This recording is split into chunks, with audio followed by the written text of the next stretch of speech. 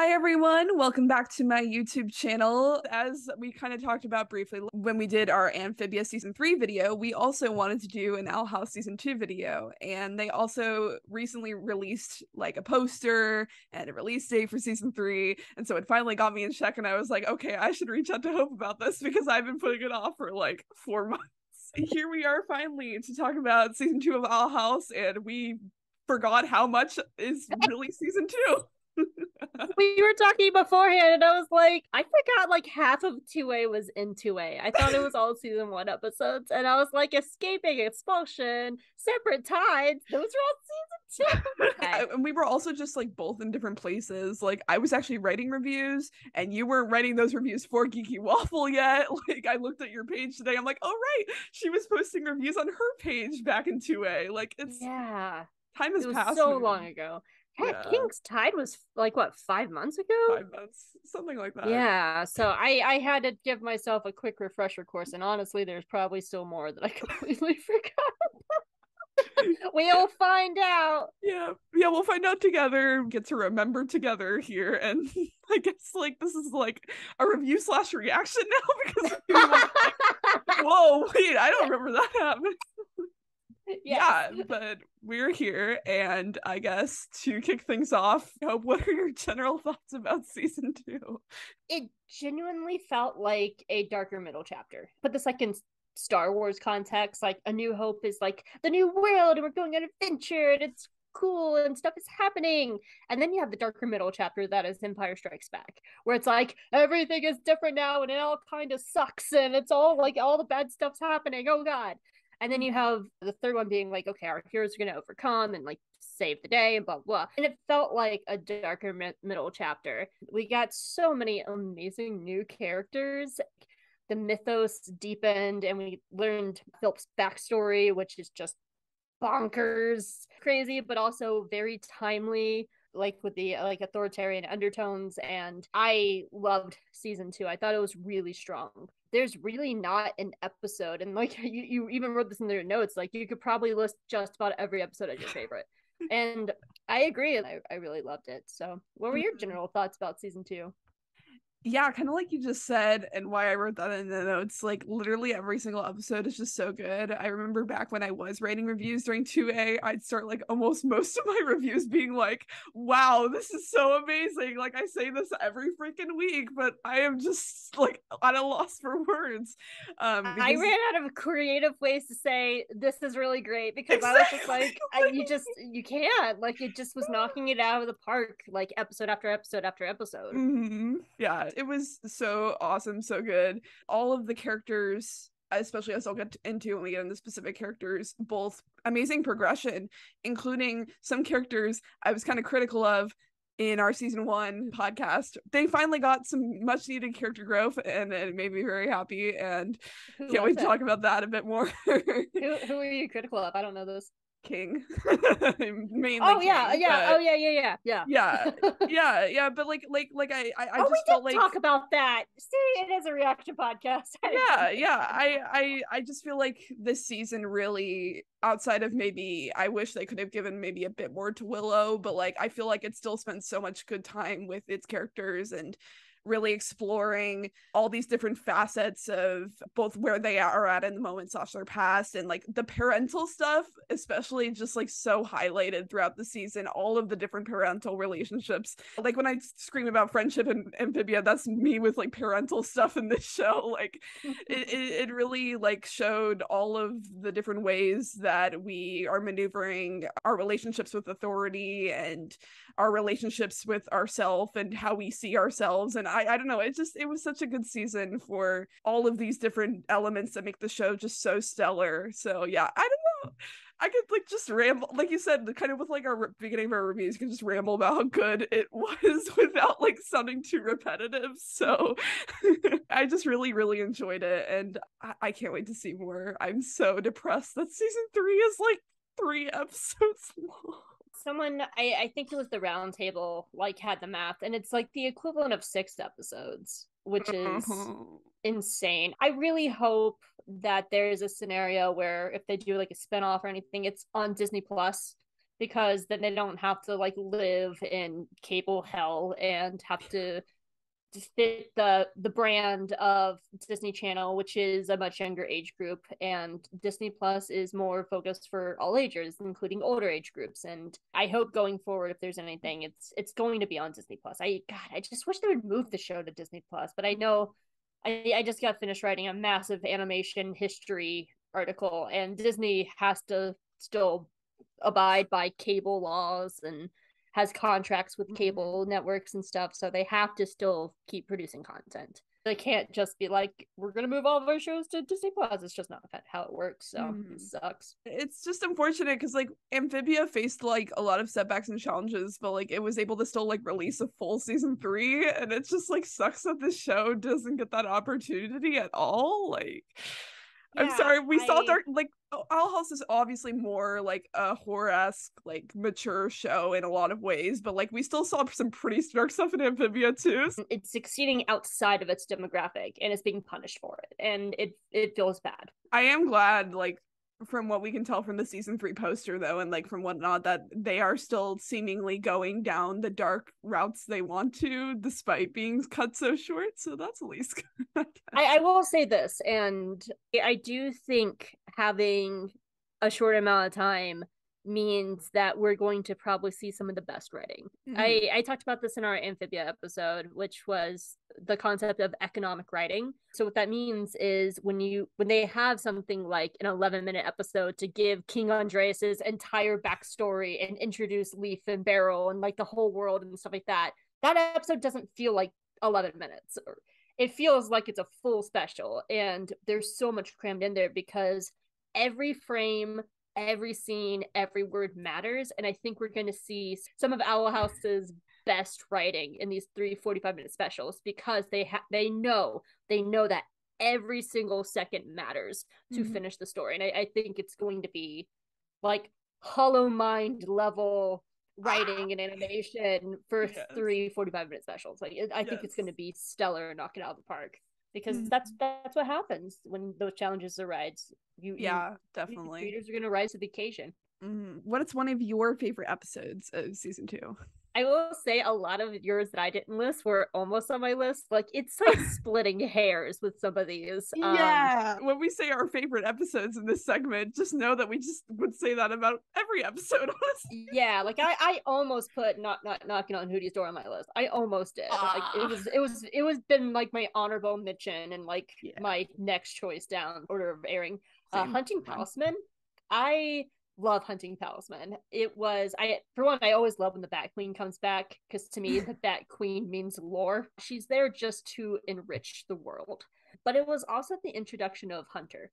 Like I know he had been in earlier, and like we saw him as the Golden Guard before that, but to like really start getting into like who he is as a person, what is his place in this world, how does he think, what does he feel, to see him take that mask off, the introduction of this like starting off kind of like a antagonist, morally gray, and seeing him start shifting towards being a good guy and joining the Allies, and also like really getting Flapjack, who has become a very important character.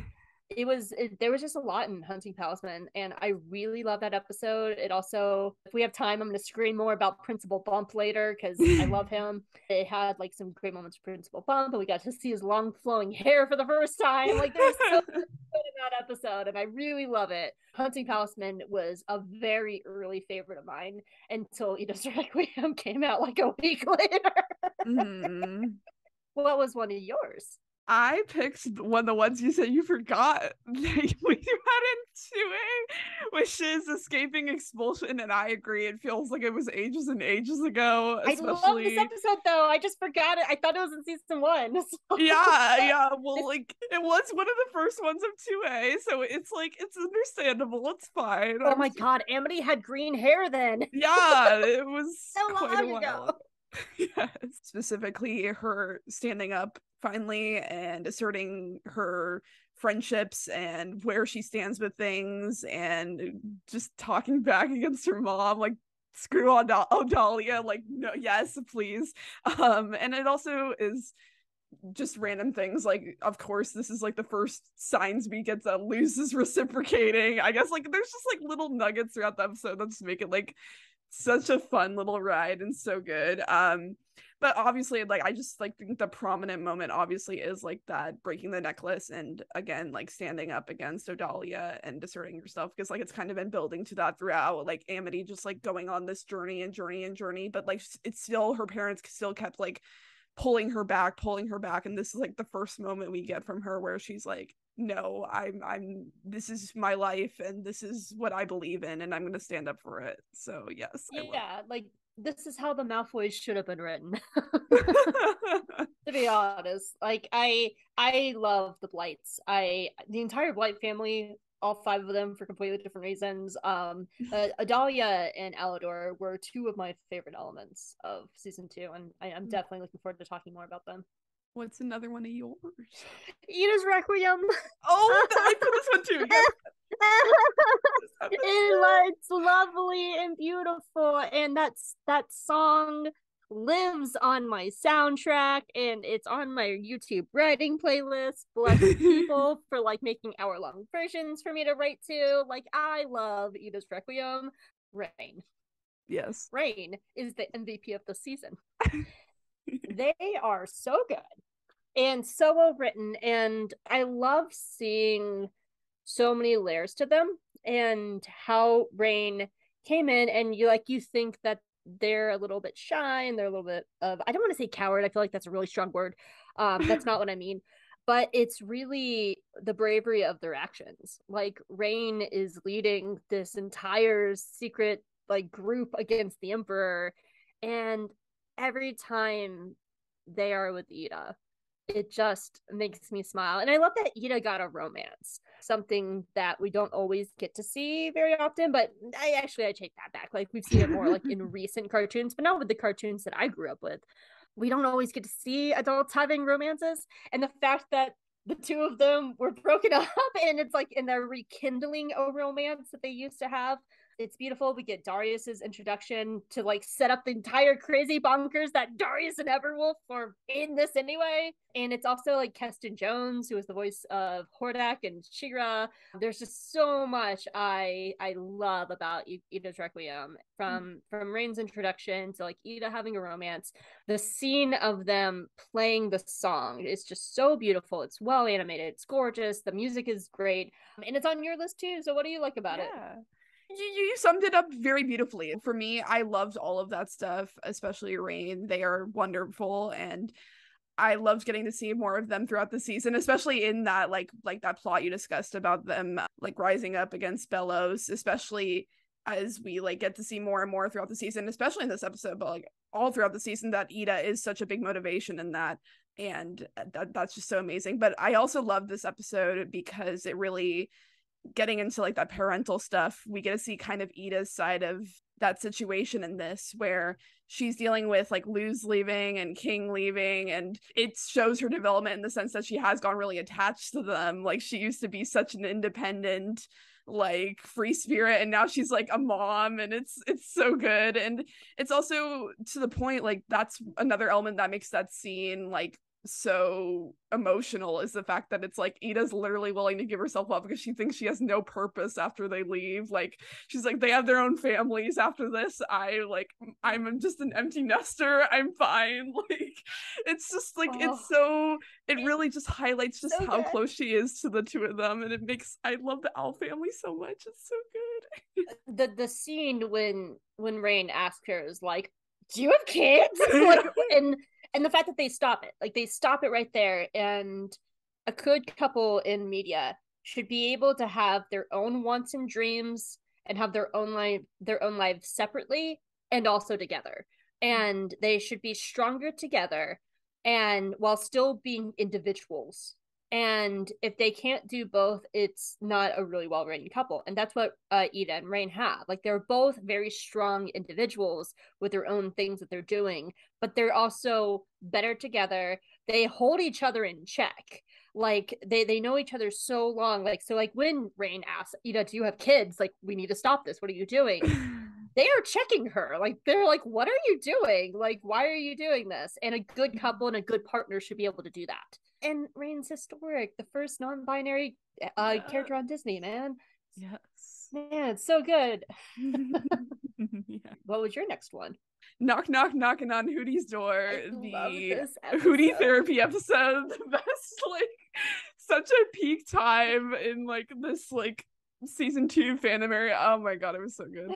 That episode did so much. And I do think it's going to be one of the ones that we might come back to, because Hootie did do a blood test on King, so doesn't he technically have some of King's blood somewhere? Like, yeah. I feel like this is going to be like one of the plot point episodes that we're going to come back to. Yeah, it like you said, it just did so much. It furthered Ida's, we're gonna go into specific characters, so I won't go into too much detail, but like it furthered Ida's relationship with like the Owl Beast and where she's at with like the curse. It touched on like Lucent, just all the Lumity asking out. Oh my god, like Lumity confirmed, like beyond the cheek is like Lumity confirmed. And it also had like you said with King, like too, like even King in this episode is getting like some further questioning about like where he comes from, his place and things and everything. And so yeah, it does so well. And like Hootie's a great therapist, really getting these characters to discover new things about themselves and push themselves to face parts of themselves or things in their lives that they were maybe too scared to do, or and specifically like for Luz, it like gets back to her whole like, am I too silly? The world makes me think I'm too silly. I can't be myself around these people, even if I really love them, because I don't want them to push me away because they think I'm too much or not to the standard that I think I should be for them. And like that I really liked, because you get like later with Amity and Eclipse Lake, you get her side of that relationship challenges. And so that's like kind of loose. This part of it is wanting to know that Amity still sees her, like still loves her and appreciates her no matter if she's being her goofy weird self or not. And Amity is able to assert that for her in this episode. And I just and Amity's digging it too. Like when they're in the tunnel of love, she's just like, oh, it's so cheesy. Yeah. And so that like really helps Luz being like, oh yeah, okay, so she accepts me for all the parts of me. And that's like that specific part too, like wow, that's a part that very little people in her life have like fully embraced, and like here's someone like fully embracing it and loving it, and it's so wonderful. I love it. All right, what's another one of your episodes? I'm looking at my list and I'm realizing they're like Ida and Hunter episodes, because those are my two favorite characters. Oh, of course. I chose Any Sport in a Storm. For one, it has my single favorite line of the entire show. And that single favorite line is after Scarra punches Steve, he goes, "Ice pack for Steve." Just that ice pack for Steve.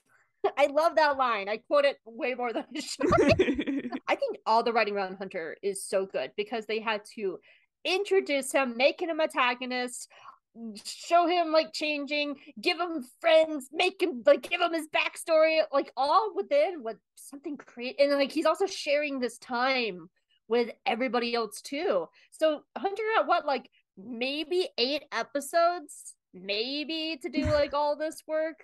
Like it's crazy like how fast they introduced him and like gave him a backstory and like did all the stuff in like such a short amount of time.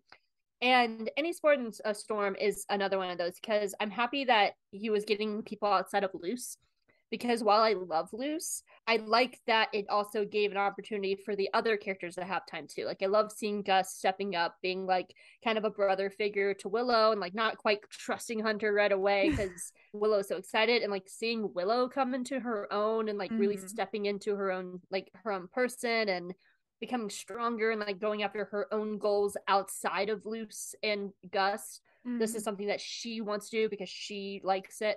I love a good sports montage. Like I might be a nerd with all of this, but I also love sports. And my favorite team's actually playing right now, so I'm like checking the score secretly. Like I love sports too, so I love a good sports episode. And it was fun to get some more of the side characters too, because characters like Finey and like Scarra and stuff like that, they haven't had a lot of time, and I feel like that's another sad point of like not having a full season 3, I should say, because we're not gonna have a chance to like really get to know all these other people. So with something like Any Sport of a Storm, to have something outside of the main like 3 or 4 characters and like let it be about other people, which is why Labyrinth Runners is also on my list. I really like spending time with like the side characters as well. Mm-hmm. What do you like about Reaching Out? I see it on your list. Is such an emotional, like, powerful episode. You have, again, I'm gonna sound repetitive like I do with Amphibia, parental relationship stuff. The way the title like parallels both like Luce having to come to terms with like this anniversary of her loss of her father, not being with her mom, while also Amity is like challenged with like her father not letting her follow her own goals, and then like both of them seeing their own challenges in that way. Like Luce doesn't even have her dad to be there like at all, but like at the same time Luce sees that Amity is in a tough situation because her dad doesn't support her own goals. It's so great that they're able like to come together in the end and like to see their own challenges they face, and they do both make progress. Like by being supported by Amity, Luce is able to recognize that she can still remember and celebrate her father no matter how far away she is with her mom, and like it may be hard, but she has people here to support her. Amity sees that just like a hope to try to reach out to her father and take small steps, but she still sets boundaries. It's not a hug, it's a handshake, but she still takes that active effort to be like, it's a start. I am seeing that you're making whatever effort that you are, and so I'm gonna like start to try to patch things up with you, and I think that's really important. Just something like the visual storytelling that they did when the siren comes out of the abomatron, Luce yells "not again," and then she destroys it. Yeah. And that's a very powerful moment because probably one of the last memories she has of her dad is sirens. If is probably a police officer coming to inform her family that he's gone. And that's not like stated in the script. It's something that like we, the fans, can put together from the visual storytelling. And the other thing I wanted to say is the twins. It's a pet peeve of mine in media when shows or books or movies just like make twin characters like one person, and like they're just like this conglomerate like, mesh of just like of a single person with like one personality. Because we started seeing it beforehand, but Reaching Out really did it, where it really started separating Ed and Imra as 2 separate people with their own lives, their own wants, their own needs.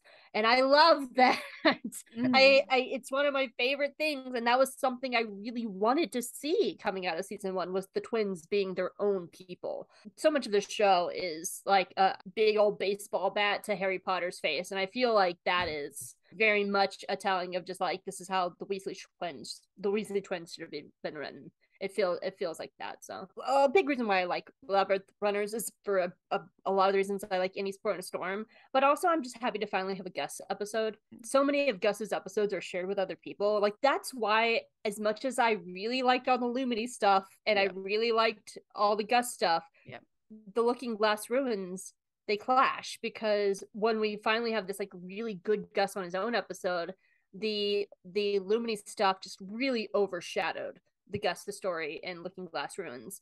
So I love Labyrinth Runners for this, because we get to see more of Gus on his own. The main characters are not even here outside of like Amity, and it's another Hunter episode. And, like, we're seeing the fallout of the crazy episode we're about to talk about. But I was just so happy to have that, and also to see Principal Bump and the other teachers like really stepping up for the students. Adrian is great. I've known theater directors like that before, but that moment when Edric's in danger and like Bump just like throws his entire body in front of Ed to protect him. And I really love Labyrinth Runners and being able to spend time with the side characters, and seeing Amity and Willow starting to patch up their friendship too. Yes. Hollow Mind. Oh God. Where do we even start? It's the best written episode of the show. Using mechanics they've already introduced, that being like, I keep wanting to call it the Mind Palace, but that's BBC Sherlock, like the Mind Palace temple thing, to like really explore it. Just the layers of it, like you get the Belos figure and the lies and the grandness of it, but they fall through and it's who he really is.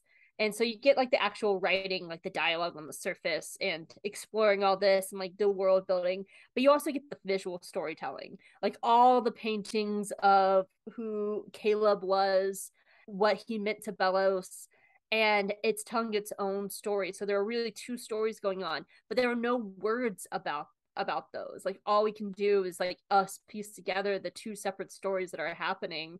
It's brilliant, and you find out Hunter's origin and how he's this shadow of this person that Belos has created, and Philip is this monster, and we get the confirmation that like Luz now knows that Philip, and I felt like that was needed. Like fans had been putting together that Philip was Belos for a while, but like we got to keep in mind this is also for little kids too, so it's a needed moment for kids to be like, oh no, they're the same.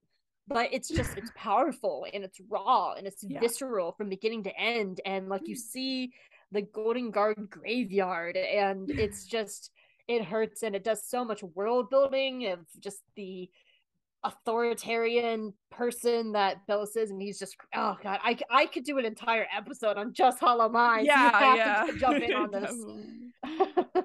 This episode is so amazing. Like you said, it's like definitely one of the best written episodes of the show, if not the best. And it's really amazing how like they were able to pack just so much in, kind of in the sense that like even though viewers have been putting together that like Belos and Philip were the same and had other fan theories about like what happened to the brother or blah blah blah, like all these different theories, there was still so much new information that we were learning throughout this episode. And even not just from what Luz and Hunter were experiencing, but just like pausing the episode and like looking at the background, like the amount of times you could pause this episode and just stare at the background for minutes on end, in that sense where you're kind of going on this journey of discovery along with like Luz and Hunter. Like things still feel new, even if you had come up with certain theories that kind of tie into certain things. Like it still feels so new. You're learning so much information. You're getting to see how these things are really coming to be. And I think at the end, both like the way it's presented on top of Sarah Nicole's acting, it really just like brings home that like it makes it hit. Like even if you like, I know Belos is Philip is Belos, whatever, like it still hits so freaking hard because you feel the weight of Luz realizing it in that moment, both through the acting and just through the way it's presented. Like I still get like chills during that like Philip, why did you bring us here part where she just like slowly looks up. Like it's so good. It's so good. I love it so much. This episode is just, it's so deep, so many details, so much lore, and so much like character trauma. And like I know like we love tragedy, we love trauma, and so I just, it's just like, oh, poor Hunter. The breakdown scene, Gina Robinson's acting in that episode like, was so good. For me, also just how they laid out Belos's rise to power. The one scene where Belos is talking to the group of people, and he's talking about like, look at all these wild witches, they burned down your village, and like here's your sigil and stuff like that. I remember growing up, I live in South United States, so I grew up in like the Southern Baptist Bible Belt, and I've been to like morality plays and purity plays where these churches put on skits about how if you have one drink of alcohol you're going to hell, and like they would take you into this room where it's dark and like with red lights, and they've cranked up the heat to like 101, and it's hot, and there's like actor there like saying your name of like, if you follow my thing you're going to this bad place. I felt like one of those episodes that I grew up with, because there's so many evangelical undertones to Belos, and it's definitely purposeful, like especially like with the rise of evangelical in our government the last several years, and like their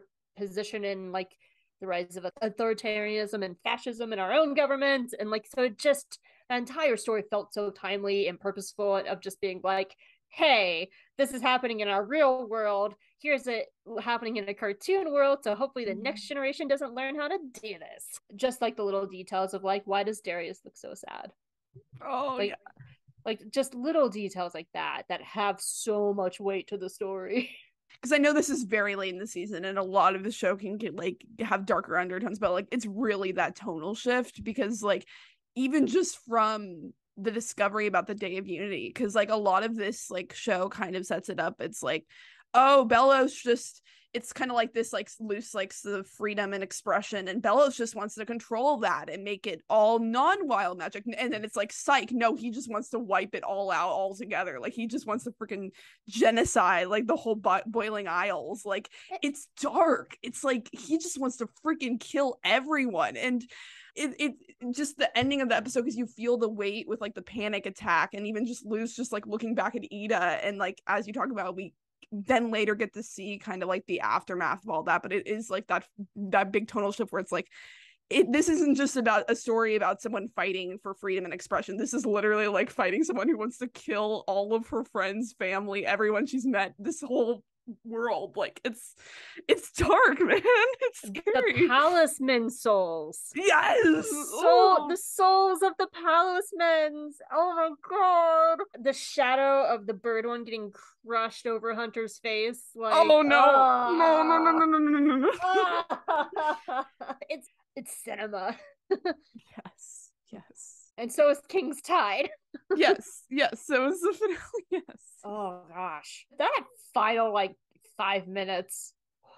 It's beautiful. It's beautiful and well animated, and it's powerful, and the music and just like the tonal shift, very much like a summary of like everybody's journeys up to that point. Like we've seen like Willow starting to come into her own, and like she's like the one that's like really holding Belos down, and Gus is using his new abilities that he's more confident in using, and has maybe found out Hunter and Belos's entire past. And then you see like Hunter struggling as like Belos is actively gaslighting him, going, Hunter, why are you hurting me? And just the shift to like the very feral shift into the Caleb, you know, the journey of like Luz and Amity coming together as a couple, and like they're fighting together, and they're understanding like the pain of everything, of like having to leave Ida and King behind, and of course King, and we'll definitely talk more about King, but like the culmination of King's journey, and like what is his purpose in all this. And it's all loud and big, and like the Collector is like moving the moon, and it's big, and then it's a very quiet moment. It ends outside of Camilla's house with the friends in the rain, and it's quiet, and like it's behold cinema, to quote Mitchell's versus the Machines. Like cinema. It's so good. Yeah, this episode is a lot. I remember with people who had seen TheOwlHouse, I talked more about TheOwlHouse with people that next day of Star Wars Celebration than I did about Star Wars the whole day. Because like, how am I not supposed to after seeing that? Like, you don't expect me to go back to Star Wars Celebration and not talk about TheOwlHouse. Like, I'm sorry. Oh man. I was in Florida for my niece's graduation, and trying to like watch it on my phone and like on my computer, but I couldn't find a good stream of it. It kept crashing because it's the finale, and so like I had to wait for it to like pop up because the Disney app kept crashing, and I was so mad. Yeah, I watched the beginning maybe about 10 times trying to get streams to work. So like that first scene is very burned into my head. Glad that I didn't end up going to Star Wars night, because that way not only did I have time to watch the episode, but everyone was at Star Wars night, so they didn't have to see me freaking out like a weird person, because I have like 4 or 5 roommates or whatever, and I was, oh god, they're gonna think I'm so weird. Arzu comes back and like you're like in a puddle under the literally pillow, just like hold up being like, I just watched something. Yes, exactly. That's okay. Arzu roomed with me at 221 Pecan, so she's used to crazy people freaking out about TV shows. Yeah, it's fine. It's fine. Yeah. Again, like just such a freaking crazy episode. Still to this day, my favorite part is honestly just when Luz tricks Belos again. Like it just makes me so happy how she keeps like finding these little ways to outsmart him, despite like that he tries to continue to call her out for how inexperienced she is. She's just like, psych, take this. But that's really why they're such foils, because the thing is, Belos could have had everything Luz had. Like he could have had a happy life and family and friends, and like learned this magic and thrive, but like he has so much hatred. Yeah, I'm excited to find out about Caleb. That is something I really hope we get to see, like some kind of flashback or something, and I think that's going to be a very telling of Belos. It might be too early to say, because I know we're going to talk about season 3, but I could see Belos completely defeated by the end of the first episode. I can see a scenario where he's just gone. They're clearly going to have to either do a lot of montage, or they're going to have to do a lot of like flashbacks, because literally like the synopsis for that first episode is like, after months of trying, Luz and her friends, like, it's like, we're just gonna jump months in advance. They've been like trying to get back to the Isles, and here we are, like, this, poor Camila, like 5 teenagers under her 6 teenagers in her home. Yeah, pretty for months. Oh my gosh, like literally that just automatically makes her like best mom. I mean, she would thrive. You know, we talk so much about like Amity's parents, but like Camila is another like shining star of the season. Like how she just rolls with the punches and accepts a demon and just takes in V and like fights a guy for a demon she just met. I know she gets a lot of crap about her treatment of Luz, but honestly, she is a single parent doing the best that she can.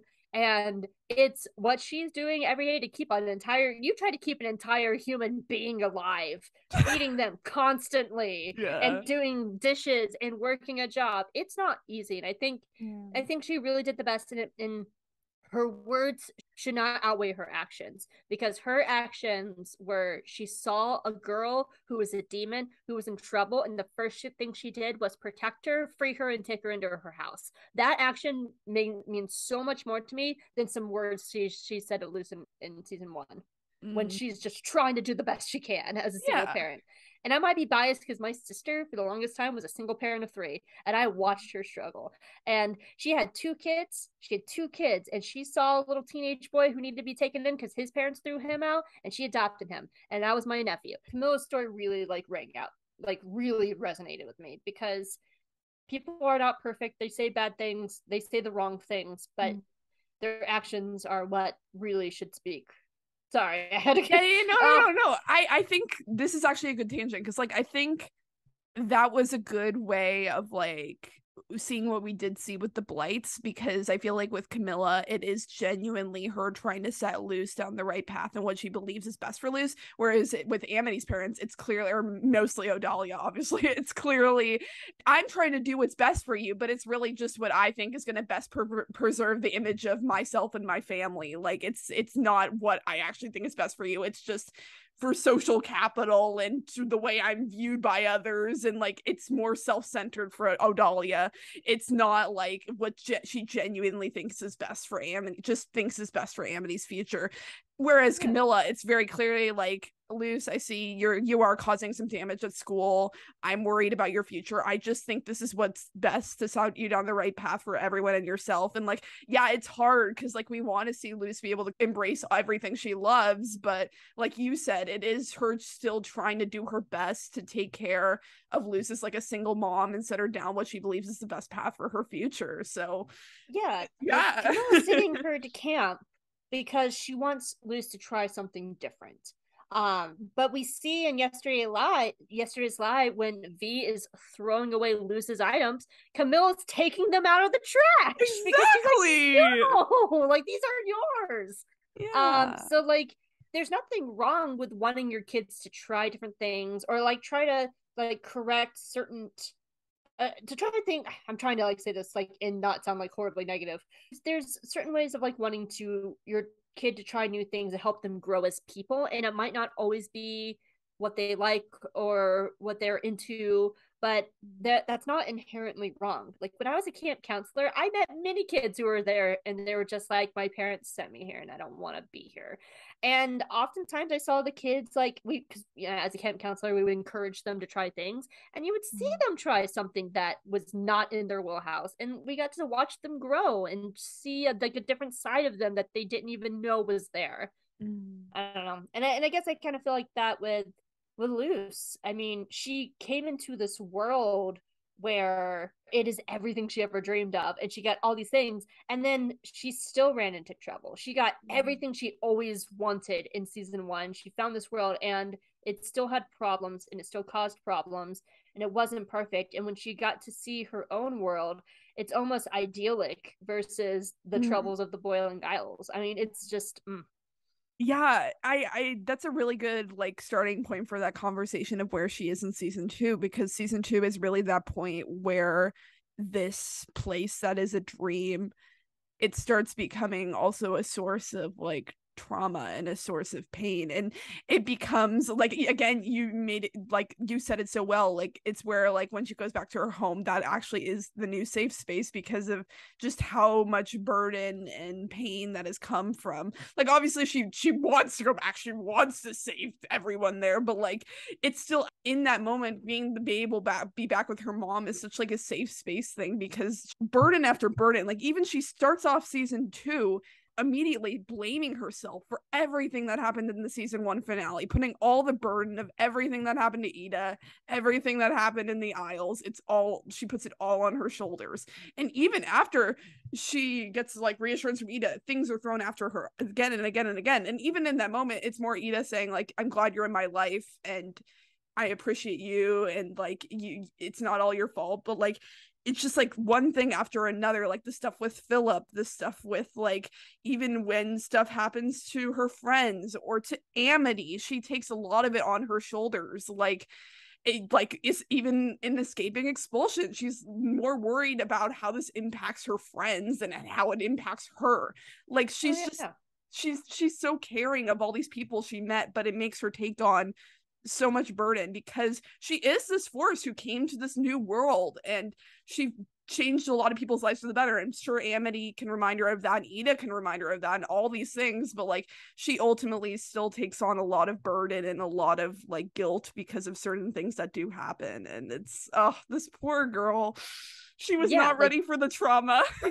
Yeah, honestly, that was my biggest lose point too, is her greatest ability and her greatest characteristic is also her biggest flaw. I don't remember the episode from season 1, but it's the very first sports episode where they're playing like Boschka's team, and that one where Luz is so over eager to help that she actually physically hurts people.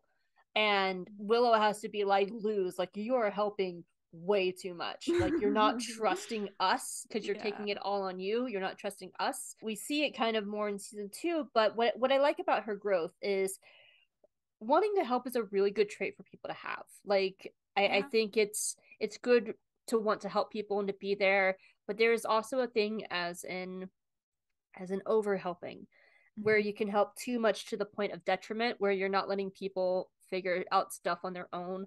You're not letting people figure out their own paths and their own journey because you're dictating it.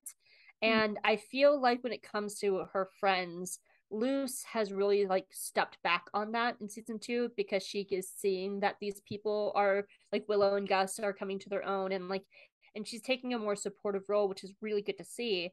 But it's still her biggest flaw. Like the first thing she does when she meets Philip is she wants to help him, not realizing it's Belos. And it comes back to Hunter in a really big way. She's more guarded with Hunter, which I really like. She didn't immediately want to help him.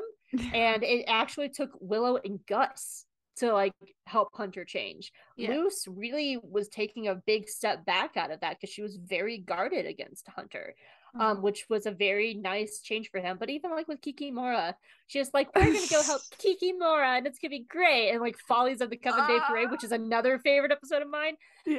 And Kikimora is just like that. The first chance she gets, she stabs them in the back and tries to kill them, because that's just who Kikimora is.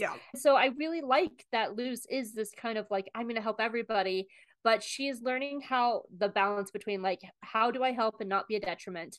And she's also learning about like, okay, I need to start being more guarded about who I help and not just be like gung-ho into it. Like I have to be more cautious about helping people. Because even with Kikimora, I think part of her, like, someone like, she's gonna turn on you, and was like, yeah, probably, but let's go. Like, so, like, she's still like kind of, she was aware that Kiki turning on her was a possibility, and that is a big change I've seen in Luz for between season 1 and season 2, was not being as gung ho, but also being more guarded. And a lot of it is the trauma.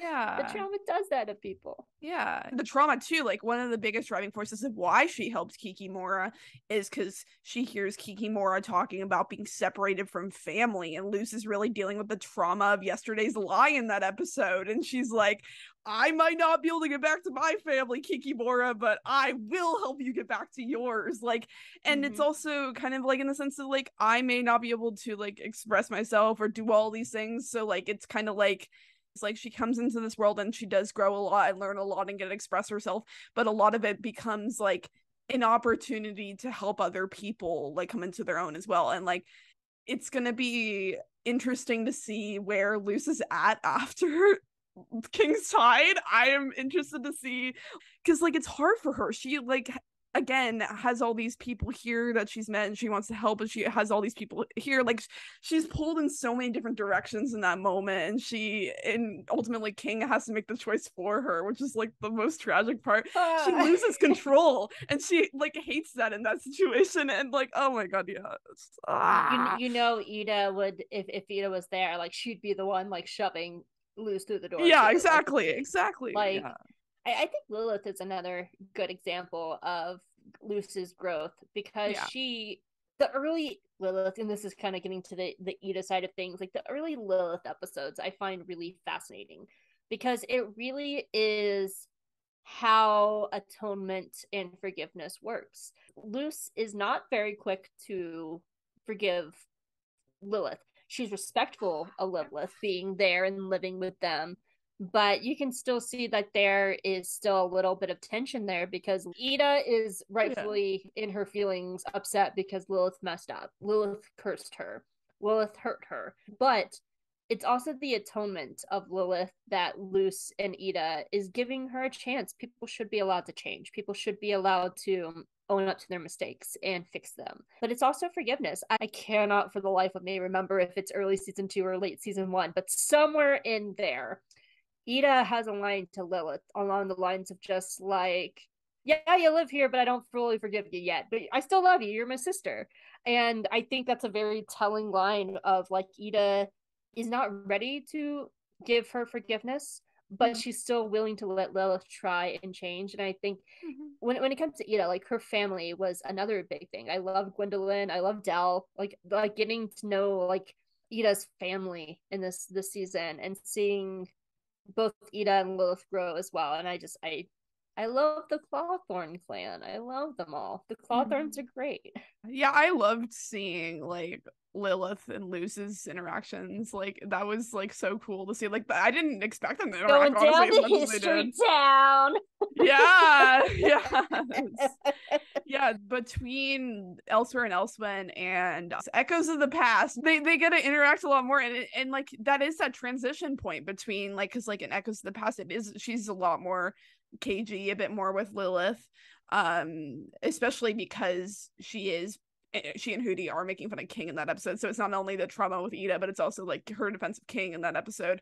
But like then you get to like Elsewhere and Elsewhen, and they have like grown and developed and established trust enough to like travel through time together, like they, and then they're just like cute, and they're like, it's just Aunt Lilith that Luz looks up to, and that's just, I love seeing that healing that like Lilith was able to go through. It Lilith still needs to process a lot from her trauma at the Emperor's Coven, and like her, because she even has like a helping complex because of the Emperor's Coven too, of some kind. And I just really like seeing that they were able to come to at least a ground where it's like, yeah, we may not fully, like, we're still working to forgive you, but we can still like live with you, form a more of a relationship with you, even though she goes away partway through the season, which was a very good choice. Like, I get that it was important for her to have time with her mom, but like when she left Hootie and Lilith's goodbye, Hootie and Lilith's friendship in this season, it's so pure. Good.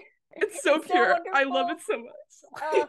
It makes me wonder if there's going to be a scenario where, when it comes to like, and I mean like a 10-year gap epilogue kind of scenario at the end of the 3rd special, where like Ida is with Rain and Lilith takes Hootie, and then the Owl House is no more because the actual physical house is destroyed.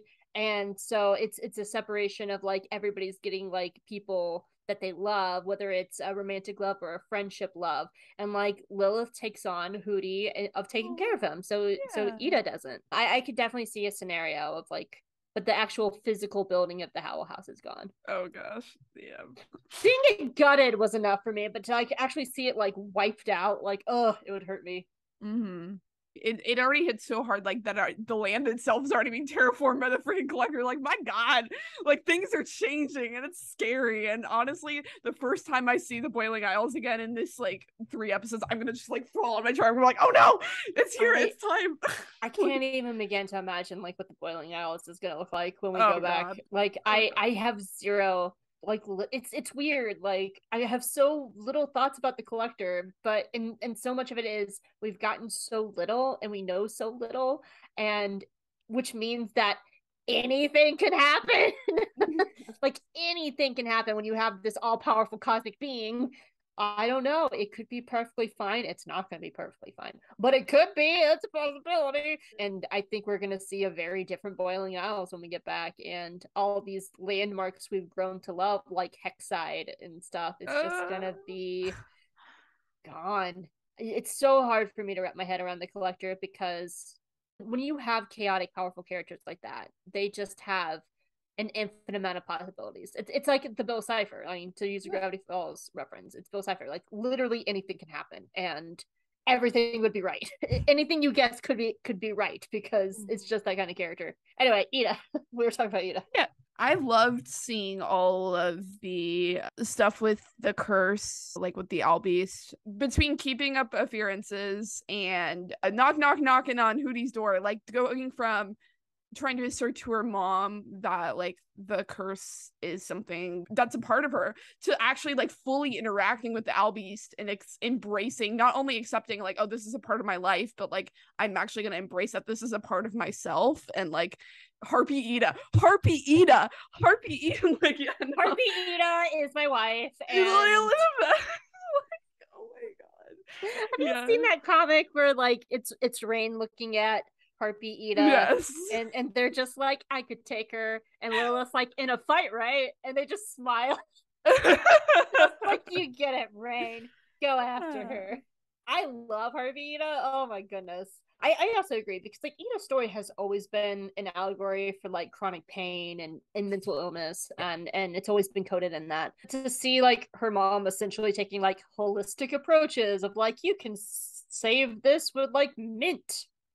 Put mint on your forehead and your pain will be healed and you won't be mentally ill anymore. Like, again, it just felt like a very real world kind of episode, but also just her saying like, no, like, this is who I am. Like, I have to come to terms with this. I'm okay with this. It's going to be a new version of myself, because I think it is a very important story. And it was beautiful. Like, that, not knocking on Hootie's door when they're in the stars are falling. Like, it's a beautiful moment. I'm also just happy that Ida got romance.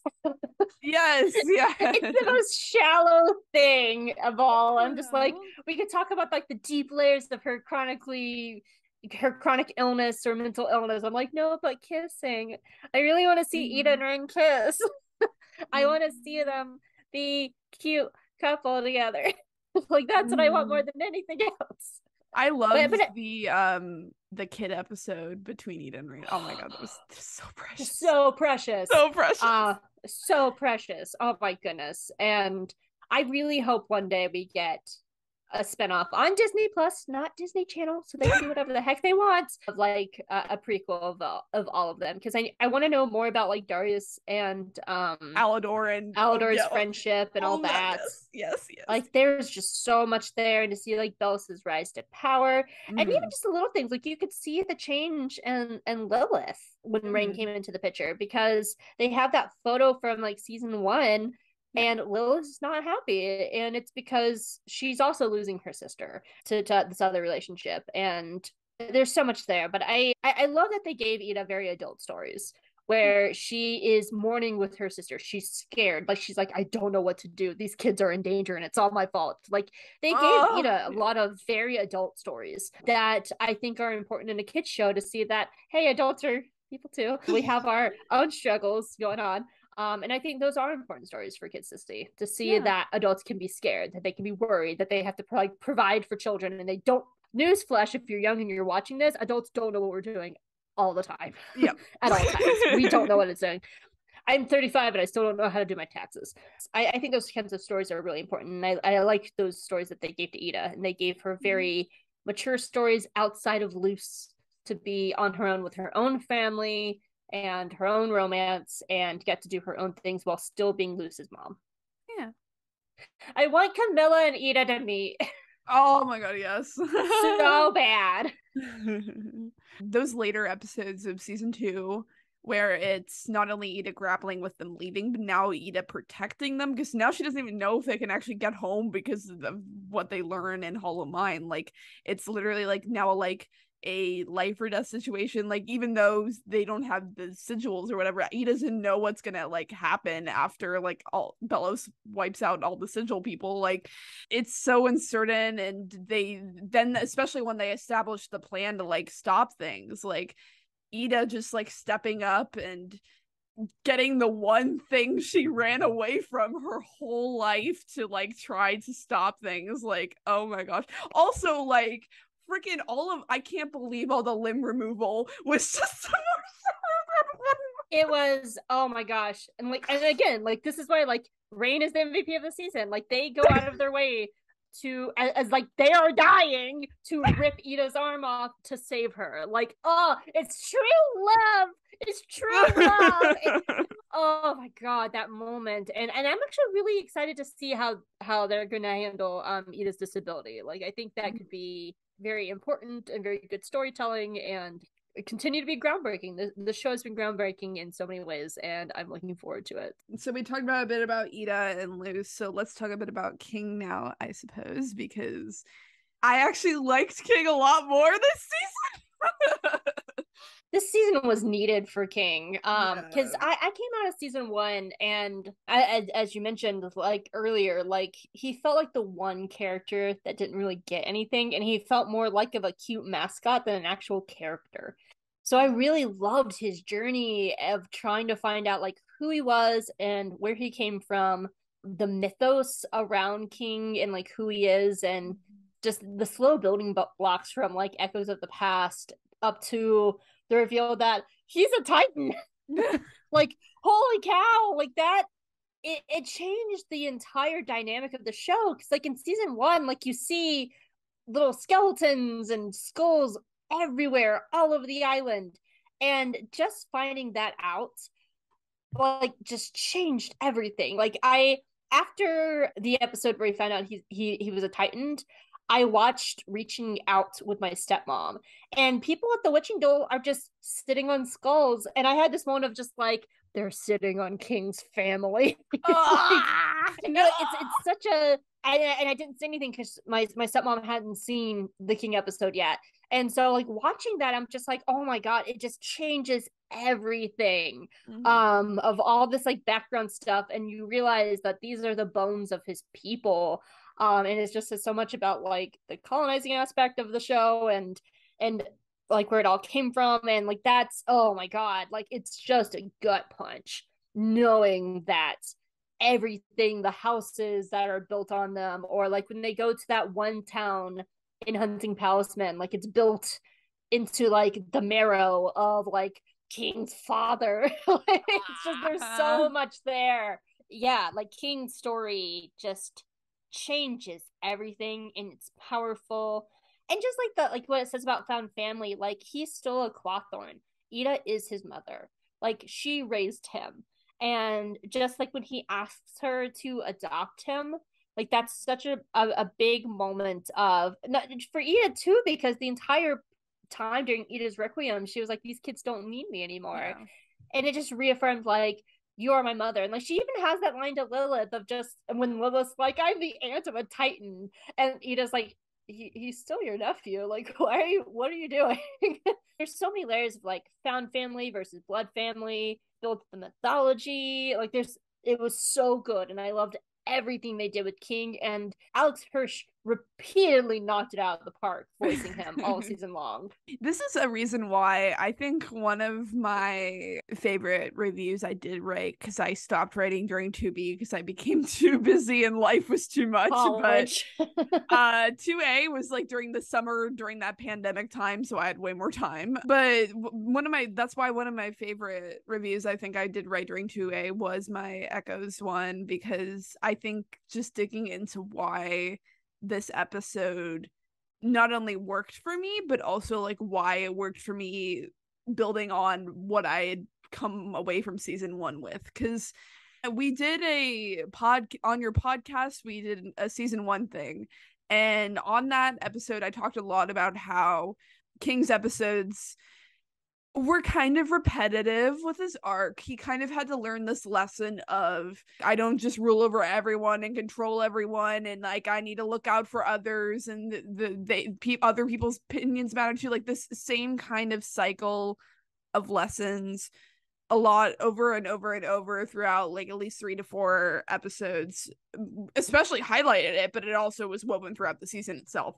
But then this episode came along, and Echoes of the Past really was like a shifting point for me, because not only is King having to, I'm gonna link my review in the description because I'm not gonna do it justice right now, but having to like come to terms with the fact that no, he isn't in this moment we do learn he's a Titan later, I'll get to that.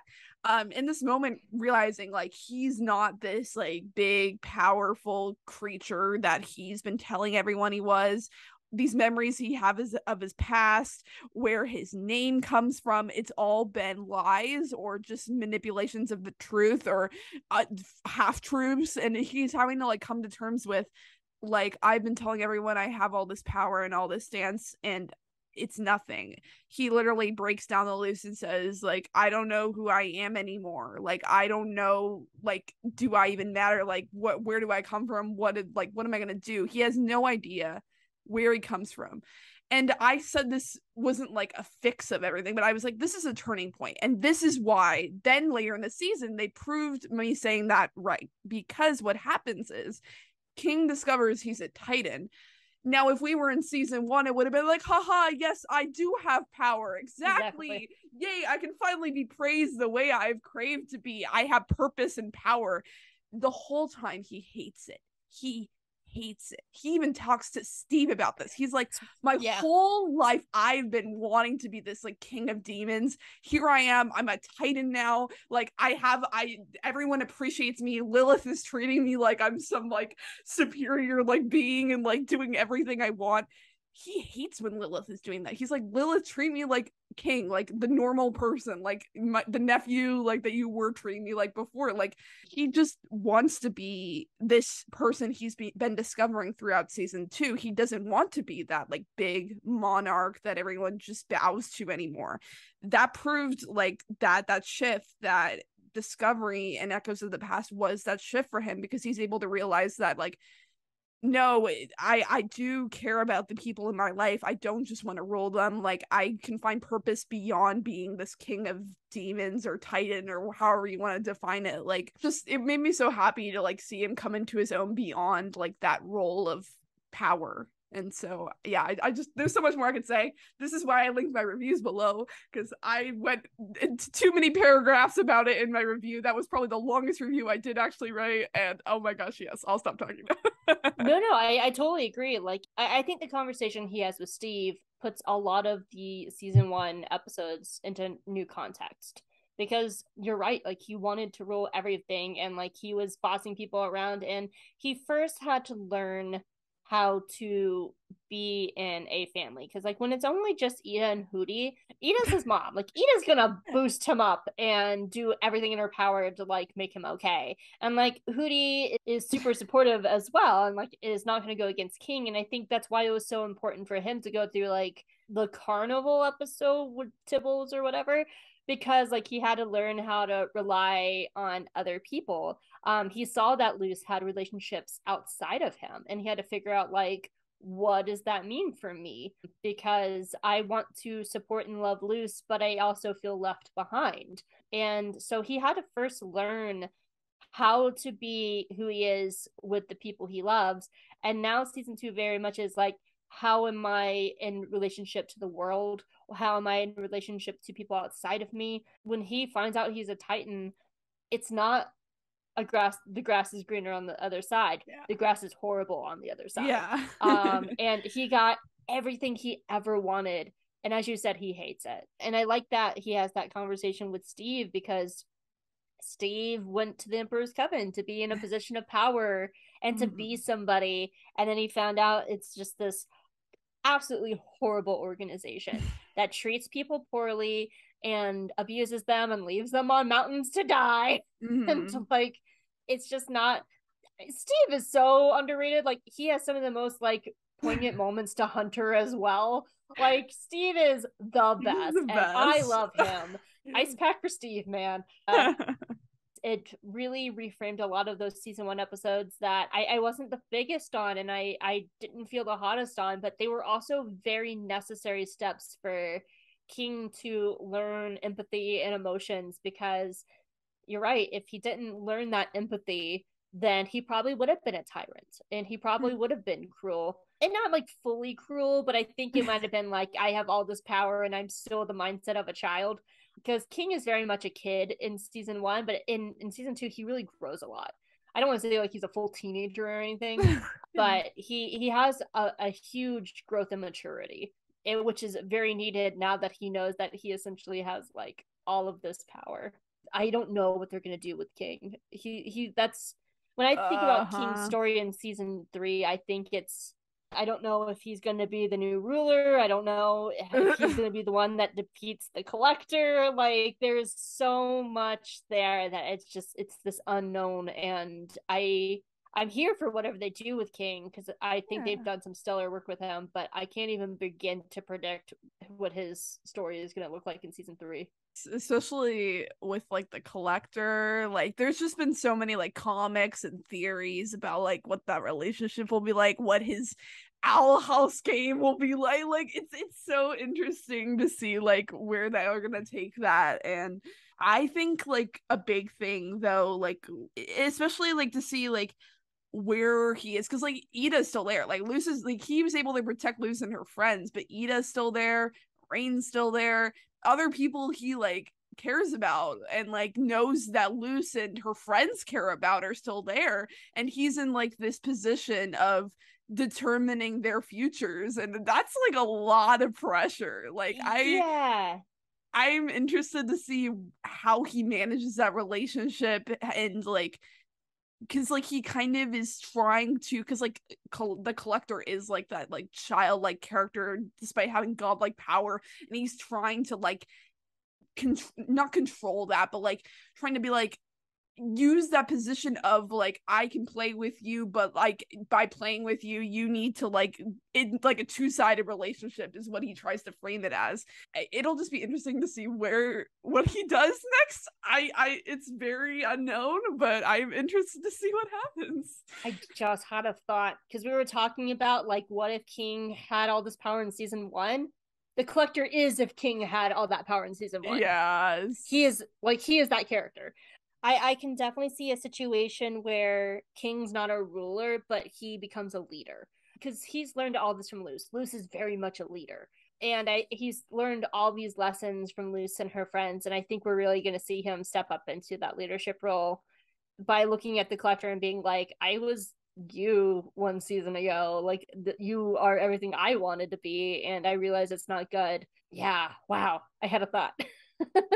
yeah, like that sense of being a ruler, like he literally starts Echoes of the Past being like, no, you need to, not only you need to believe me, but you need to defend me, like people need to rule to protect me, like to protect me. And he makes the sacrifice play in King's Tide, like he's the one to protect other people, being that leader, that it's like, it's not just about me, it's about all of us, like you said earlier, like he really has to like accept that the relationships, other people are finding relationships outside of him, and even when he has like a relationship with someone, that doesn't mean they're just gonna like be the one to protect him, like he has to like step up and protect other people too. So yeah.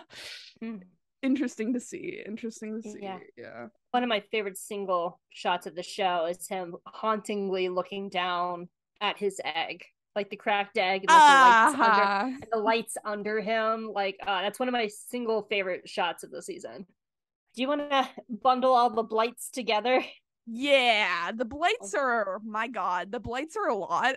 We get a lot from the blights.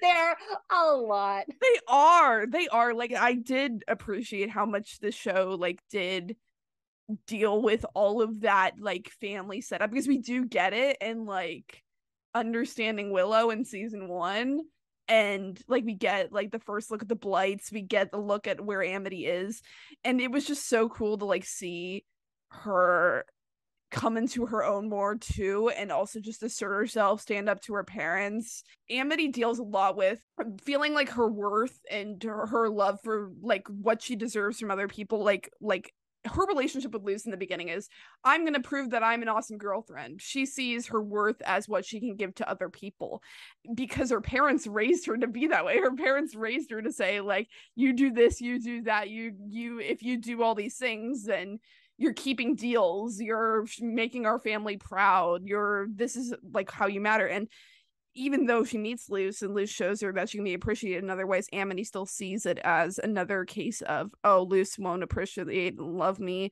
if I don't prove that I love her and that I'm gonna do things for her. So yeah, I just really appreciated seeing her grow and be like, no, Luz loves me for me. She'll hug me without asking me how the mission is. She'll not expect results from me. Like, and then just be able to carry that to her relationship with her parents and be like, I don't want to be in the Emperor's Coven anymore. Like, I want to follow my own path now. Like, yeah, I could say you should talk, because I talk a lot about King, because I could say so much about Amity. Are you kidding me?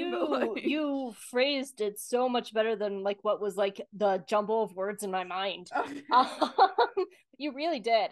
I still stand by that Amity is one of the best written characters of the show. I really liked her journey this season too, because it goes back to what I was saying about Ida and Rain. Like, the characters need to have their own journeys outside of their romantic relationships. Yes. And both Amity and Luz had their own journeys while still being very supportive of each other. Yeah. I love the addition of the Blights. I said it before, this is how the Malfoys should have been written. They're so good. I love that their marriage was probably a business venture. And they probably only had kids because she wanted clout and power and dynasty.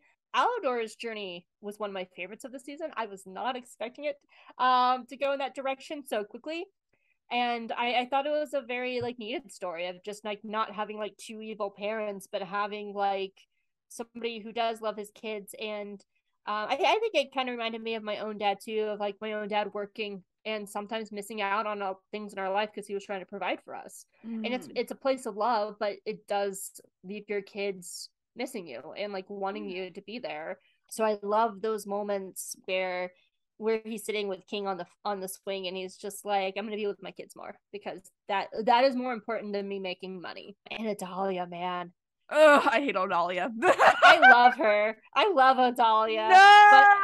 But I love her in a I love to hate her way. Yeah, which means yeah. she's very well written. I love to hate her. It's very important to have lower level villains like Adalia to kind of put the bigger villain in context. Because you need to be like, yeah, you're bad, but there's something worse out there. And I'm actually really, really, really interested to see Adalia in season 3 because I feel the same way about Tara. Because Tara has that moment in the finale where she's like, Rain, we're getting paradise, right? And they're just like, no.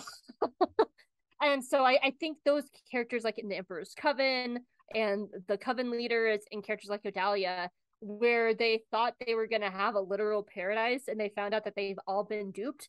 Adalia burned all her bridges. Unlike Tara and like all the other Coven heads who are just like, oh, we were just tricked. Let's all gang up against the Emperor now. Adalia burned all of her support bridges. Like, she has no connections with her family anymore because she just leaves them. And so what happens when she's alone and she almost died and she has that moment of just like, what have I done? Or is she even gonna have a what are we done? What I have I done doubt it, moment? knowing her.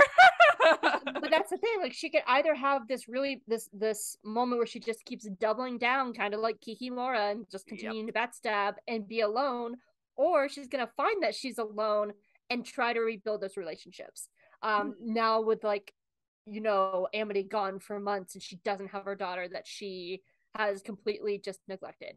Both are very interesting stories in completely different ways, and that's part of the reason why I think Odalia is one of my favorite written characters, because she has been this really horrible, snooty person, but I think they could do a lot of really interesting stuff with her. Which is part of the reason I'm so mad that we're not getting a full season, because they could really go into it. But yeah, I find Odalia and Aldor absolutely fascinating. I think they were just great additions to the show. They've done so well with parents, knowing that Aldor and Ida knew each other.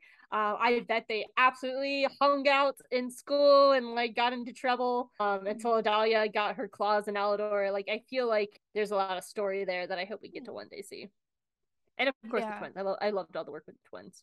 Both of them, but especially her relationship with like Amity is so messy. Like, it's because Amity already is a great example of like being the golden child is not all it's cracked up to be, but then that's furthered in the sense that it's like Amity is not just the golden child, but she like in her little ramble to Amity, I always think about like when the lines like getting the twins to act out, and we saw them in season 1, they were already acting out, and it's not only just like Odalia doesn't even realize it, but if they do act out and she does catch it, it's Amity's fault.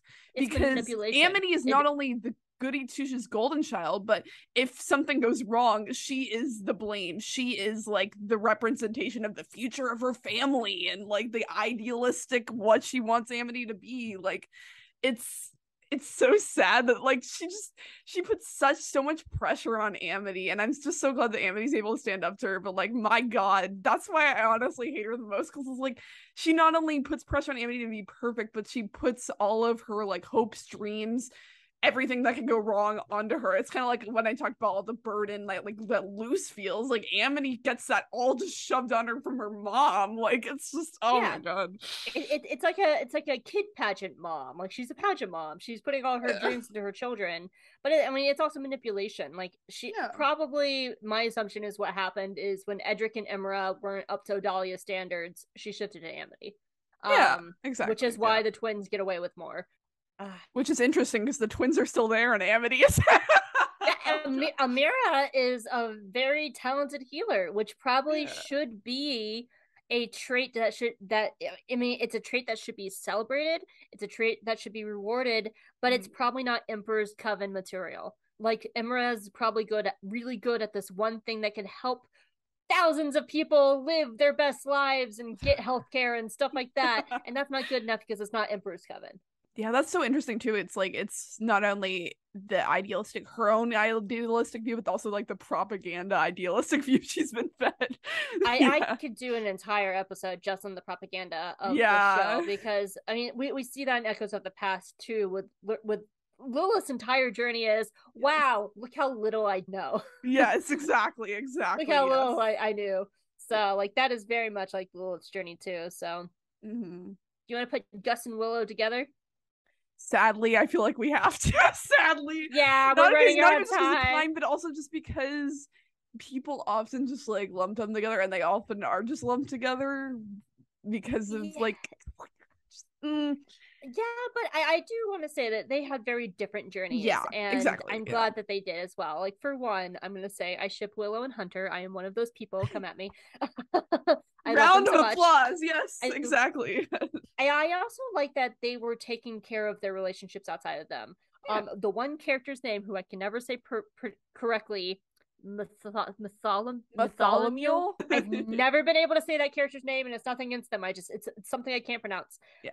Bartholomew and Gus's relationship was just a highlight of like Gus going out on his own, having his like this person who is an antagonist to him slowly become friends because of Gus's kindness. That was a really great story, but also like seeing his point of view as the prodigy child, what it's like to, because a lot of times in stories like prodigy stories, they're like they become super villains or like weirdos or just like recluses, but like Gus is a very thriving person, but he also still struggles with being a prodigy child. I'm glad they went into that with the support of Willow and Luz and everything, and the importance of finding the right people. It's not about the quantity of people, it's about the quality of people in your life. And for a while it was just Gus and Willow, and that's all I needed until Luz came along. As I said, I liked watching Willow come into her own. Like she just takes no bleep from anything, from anyone. And that's not who she was in season 1. Like she was very shy and reserved, but part of the journey that she's been on is learning to trust her own voice, being able to look at Amity and just being like, no, like I am this person now. And it's like a person that like makes Hunter go, oh, you are that person, huh? I actually like love that moment where Hunter sees through the Willow illusion, because Gus has known every single side of Willow for so long, but Hunter only knows this one side, which is her new side. And I like that that reversal, because Gus would probably be more sympathetic to Willow in a scary situation, while Hunter's just like, nah, she'd punch him in the face. So I do like Willow and Gus's journey, and I'm so glad that they got so many episodes focused on them, especially Gus. He wasn't quite king level for me coming out of season 1, but I felt like we really needed some Gus episodes in season 2, and they gave us 2 really good ones. And then I really like seeing Willow's journey up to this point, and I hope her and Hunter become a cute couple, because I love them. Based on that Dana Terrace little clip we got from that one stream, I'm pretty sure. What? I must have missed the stream. What happened? Oh, tell me everything. There was a stream. I think it was like one of the streamy things they do or whatever. And someone asked about Huntlow, and Dana's reaction was very sus, very like, she was like, oh yes, Huntlow. But then they were like, cut the stream, cut away from Dana. And so it's very clear that like everyone ate that up. We were like, oh my God. I love that relationship. I really do. I think it's good for Willow to again have people outside of Luz and Gus, like to have her own relationships outside of them. And like they were both so pivotal bringing Hunter into the group, because like I said, Luz was very guarded against Hunter. Like all she had was negative experiences of him like trying to throw her into the boiling isles and stuff. But like for them to have this experience of meeting Hunter outside of being the Golden Guard, seeing him as a person, as a happy person living a life that wasn't the Golden Guard, which is why it was so painful when he revealed himself to be the Golden Guard. But also like Willow just opening the door for him, and like when she's just like, come on guys, Caleb won't see us until next year on his day off. Like it was an invitation of like, we see who you really are. You're not this person that Belos tells you are. And Willow is so vital to Hunter's growth, and they're gonna make a cute couple. Yeah. Okay. So Willow and Gus. So these 2 characters, a reason I think the lumping does work, because both Gus and Willow kind of deal with their own little journeys of, I don't want to say self-love, how I phrase it, doubt? Like self-doubt, self-discovery, self-assurance, like. But for Willow, it's really like, I've been called a half witch my whole life, and she takes it on as, I'm gonna stand up to everyone, like, you know, punch the wall, like you said, like just take no words, stand up for herself. Whereas Gus kind of goes on this like reverse journey where it's like, I have been highly viewed. I have been able to skip all these grades. And while Matt has been kind of on me about illusions, and that is part of it. He kind of goes in from a place of, I am the prodigy, to like, oh my God, I'm the prodigy / like I'm a prodigy in something that people continue to criticize me for, which is like illusions. Like he deals with that in the season 2, where it's like, oh, illusions are not as cool as all this other magic. Like, but he comes to discover all the cool things he can do with that. And he breaks a man's brain. Mm-hmm. He breaks a man's brain with illusion. Yes, yeah. It's not just cool stuff and party tricks. He breaks a man.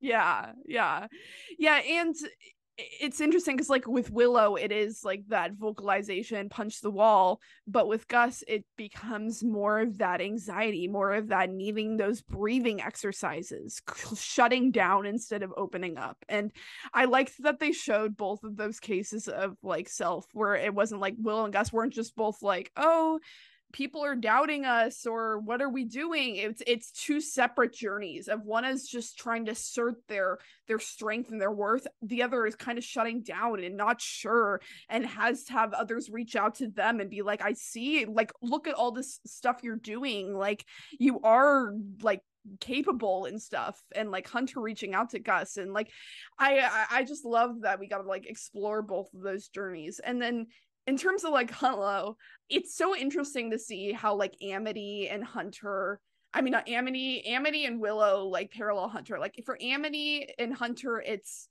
the feeling like their worth is what they can give to other people because of how they were raised. And with Willow, it is always being viewed as half a witch, because like half a witch, Willow couldn't really do magic, Hunter can't do magic at all. And so they kind of bond over that way that they're viewed as not ever going to be to the standard of everyone else, to the capabilities of everyone else. Even though Willow is, like, she's still been told her whole life that she isn't, so they still deal with those similar like feelings of being perceived by other people certain ways. And that's why I just like love those moments in any sport and a storm between them. And I love what you talked about like Willow being able to show Hunter he can be a normal teenage boy playing sports and like just living a life outside the Emperor's Coven. And also in that moment to be like, it helps them both assert themselves. Like Hunter gets to see that he can have this life and doesn't just need to serve Belos, and can be appreciated and do things like the flyer derby even if he can't do real physical magic. And Willow gets to see like that, like he's able to stand up for himself too, and they're both able to stand up and assert themselves, and she asserts himself to him, and they just have this great dynamic where they're able to take being viewed insignificantly their whole life by different people and getting to grow from that and come into their own both together. And it's yes, it's so good. Yeah, as you were talking, I was thinking about like external versus internal fights that the two of them have. Like a lot of Willow's pain became external because it was like bullying from Anakin. Is this Star Wars? Wow. Bullying from Amity and like being put on paths that are not good for her, versus Gus, who starts as a very external person. Like he's a showman, he's an MC, he does all these external things. Yeah. And they kind of swap places because of Willow's bullying, she became a very internalized person. Like she kept everything close to her. She was very quiet, but her journey is becoming more of an external person, like the punch the wall girl, that kind of person. While Gus's story has become more internalized. Yeah. He started as a showy showman, but he became like a kind of a more quieter powerhouse of like showing how his abilities on a more smaller levels are important. And he's not as flashy. Like they're more useful. And I think that's kind of interesting because they both have this kind of external internal journey that they kind of went in and came out different ways. And well, I just explained how character development worked. Yeah. Yay! Character goes in and comes out different. Story. Ooh, character development. Yes. Oh boy. Wow, I had a moment. It's fun. Oh, Hunter, my baby! Ah! Ah! So I started talking a bit about Hunter, but I know Hunter's your favorite, so take the floor. Speak. He Hunter, take the wheel. He dead.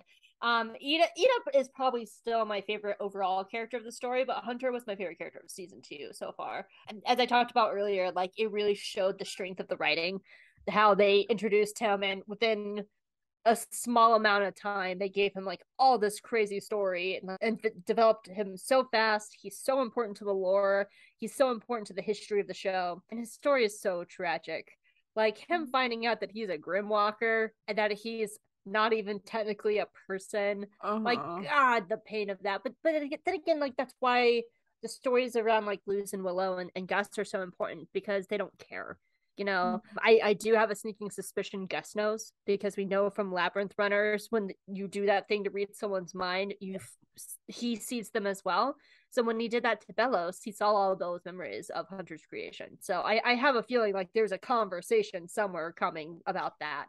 And I think when it happens, I don't think they'll care. You know, Hunter is Hunter, and I enjoy his story, and like he really was a nice foil to a lot of characters in different ways, like to Amity, and like why proving his worth is important, and to Gus and Willow and helping them grow, and to Luz as well. And he was just kind of like this key glue between all the stories, but he also on his own, he's just a scared kid who just wants to be loved and to have a family and have approval. Like he's so eager in every scene with Belos to please him because he just wants that love. And that's why I love that story with Darius, because Darius is doing the Emperor's Coven thing because, well, for one, the most obvious reason is Darius is an undercover agent and he has to do stuff so he doesn't rat himself out. Yeah. But you also see like the care of Darius, like the encouraging Hunter that it's not about proving Hunter's worth for like numbers and stuff like that. It's just like making sure that he's a good person. And like Darius's care for Hunter, in a perfect ideal situation, like Darius and Alador will raise Hunter as their son, and he'll just become like an honorary blight in that family. Like exactly. I want that so bad. While Odalia presses her face up to the window, glaring out the window. Exactly. Yeah. But Hunter is just this amazing character that really just showcased some of the best writing of the show. And I love him, and he's just such a good addition. And he's written as a character that feels like he's been here forever, even though he's only been here for one season. Like he feels like he's always been here. And he just represents like the horrors of Belos and the tragedy of the entire situation. And he just has all the I could ramble about Hunter. I love him. I love that character. And Zeno Robinson again just like acts the crap out of that character. He's so good as Hunter. So good. Yeah, Hunter's great. I think you touched on everything I could probably say. High five. Yeah, exactly. Especially kind of like what you said about hunting Palisman. Like the mask literally comes off, and like we start to learn more and more about Hunter throughout the season. And also like the tragedy of like his story, like what he is, but then at the same time not being defined as that, and hopefully in season 3 further getting to get that assurance, especially because Belos is gonna be there. And while we got like one brief interaction between the two of them in the finale, I'm sure there's gonna be more. So it'll be interesting to see like how he comes to terms with, especially because like if we do like start to learn more about the person he like about Caleb. And also because I saw one of Mark's comic, because Mark, who does like all those like comic strip things, and like one of the recent ones was like about like his relationship with like Flapjack, and like Hunter's like doubting like, did Flapjack just come to me because I looked like Belos's brother, and like he's going through a whole spiral of that too. And it's just like there's so much like interesting stuff to like discover, because I feel like even if he doesn't want to be defined as that creation, I feel like he does, because that is part of him. I feel like where he learning about more about this brother, because it is still going to be interesting to see how he reacts to that, because like that is still part of him. Like even if he doesn't want to define him, that's part of who he is this past person. And it's like I'm just interested to see how he reacts to everything in season 3. Oh my god. Yeah, I mean, there's this is gonna sound so weird to say in a Disney show, but there's a lot of different kinds of abuse going on with these kids, like how Adalia treats Amity, and Belos's treatment of Hunter is a completely different kind of abuse. It's very similar in a lot of ways to Adalia, but it's also very different. And just the amount of gaslighting is insane, and putting this poor kid in a situation where he essentially has to make results or die. Oh like, god. Seeing the multiple times we've seen like the Golden Guard graveyards and the bones, and it's just like I don't think Odalia would ever kill Amity. Like, as horrible as she is, I Yeah. don't think she would ever kill Amity. Yeah. Belos would kill Hunter. Yeah. He is trying to actively kill Hunter. Yeah. And that's a very different kind of story. And it's just Hunter's situation is so dangerous, and it's such a story of like kids escaping abuse, like when he's sleeping in the theater and he hasn't like showered and eaten. Those are very real world situations for kids who escape those situations and become homeless. Like those are very real Yeah. situations. He just represents this like very different kind of story that I really appreciated them doing this season with him. He's just such a good character, and I love him so much, and he's my sad boy, and I just want the best for him, and to date Willow and have Darius and Alador in the Blights race him, except for Odalia, and we can just like kind of kick her in the dirt. We'll just kick some dirt Exactly. on Odalia. The reminder of his brother, the wanting a Hunter to be the version of his brother that actually follows him and listens to him and doesn't fall in love with the witch like his brother did, based on the paintings in Hollow Mine. And I think it'll just be so interesting because like that will really dig into that backstory of Belos, because like that's what Hunter is going to be for Belos. I love a good villain, and Belos is one of the best I've ever seen. There's so much there because like even after Hollow Mind, he's not phased. Who's gonna believe two kids that they're like, our emperor's a witch hunter? What's the proof? We went into his brain. Like he has no fears. Like no one's gonna believe them. But like my favorite thing about Belos is he's essentially become the monster he wanted to kill, which is just such a very telling story about the loss of his humanity, that he had every chance, as we said, to like, go on this journey like Luz did. He had every chance to find love like Caleb. He had every chance to embrace this world and thrive and be better. And his hatred consumed him to the point where he became a monster, a literal monster that he can't even hold his human body together anymore. Something that the Collector points out. I think that's just such a very telling story of how hatred and how a hatred can consume a person. Instead of taking the time to learn and explore and to grow and better yourself, he has such a superiority complex that he feels like he has this, again, like this evangelical urge to kill witches, which was very religious in that time, and he just becomes this like totalitarian fascist ruler, and spreads all this lies and misinformation and propaganda, and like his past and Hollow Mind of just like showing how he's willing just to like kill people and be fine with it. Like there's so much there, and I think he's just one of the best villains written, definitely in the Disney pantheon. Maybe I've seen in a very long time, because he's such a good, well-written villain, and he's disgusting and nasty, and even at times like every time you feel like the slightest bit of sympathy for him, he does something to rip it away. Like when you see Philip like limping along and getting bullied, and it's an act, the entire thing's an act. Oh my god, I wanted to be Lilith punching him in the face. I wanted to be Lilith. How he just treats people, and like Lilith's realizations that like he's this horrible person, and her journey from it, and like just like not just the trauma on Hunter, the trauma on Lilith, the trauma on Kikimora when he looks at her and says, "Go die in a ditch, bye."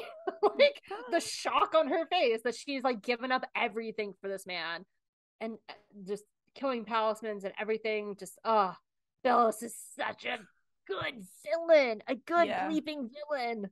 I love him for his writing, and I like Odalia. I love to hate him, man. I love to hate him, and I am ready for his come up. Like, so going. The Collector was just like, boop.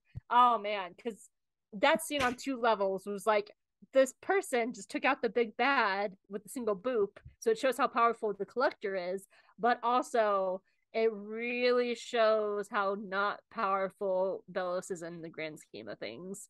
And there's always a bigger fish. There's always a bigger fish out there, and Belos. I think it's gonna be really interesting. Like Belos is like the one character I'm actually, I hate to say it, but he's kind of the character I'm most excited for in season 3. I really want him to have a moment where he's like monstrous and like running around the human world, and people are scared of him and calling him the monster and him the demon. And it's everything that he was trying to kill. And he's become that, and he has that realization moment. I'm so excited for Belos in season 3. Yeah. You talk now.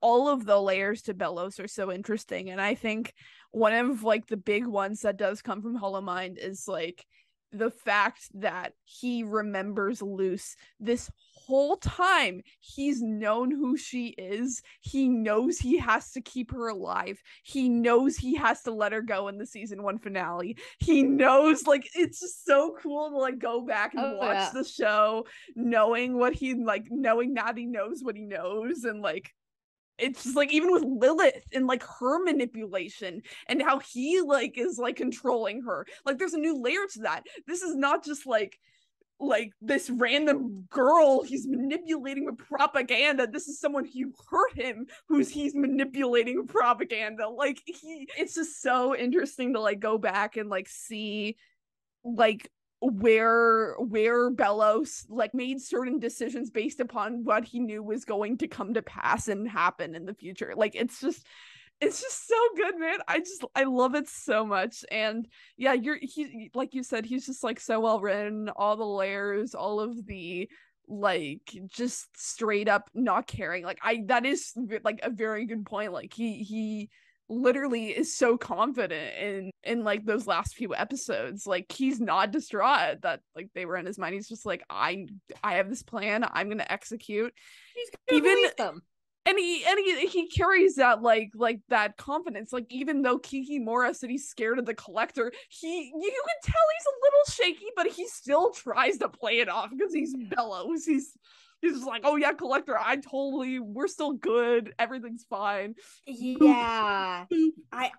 I love that moment too, because he was good as long as the Collector was in that little mirror. The moment the Collector's not in that little mirror, Belos knows he's in trouble. Yeah, like, yeah.